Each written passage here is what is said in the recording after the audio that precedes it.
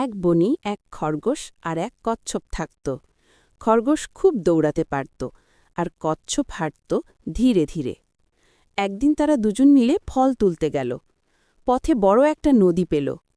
খরগোশ বলল, আমি তো লাফিয়ে পার হব, কিন্তু নদীটা অনেক গভীর ছিল। খরগোশ লাফ দিল আর পানিতে পড়ে গেল।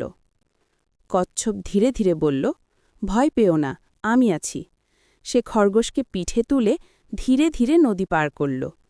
খরগোশ লজ্জা পেয়ে বলল, আজ বুঝলাম, গতি নয়, বুদ্ধি আসল শক্তি।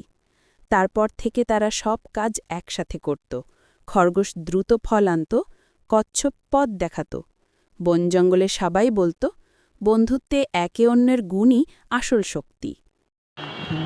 ছোট্ট বন্ধুরা, ভিডিওটি ভালো লাগলে আমার এই চ্যানেলটা সবসময় সাপোর্ট করবা এবং চ্যানেলটাতে একটা লাইক, একটা কমেন্ট, একটা সাবস্ক্রাইব করে দিবা। ধন্যবাদ।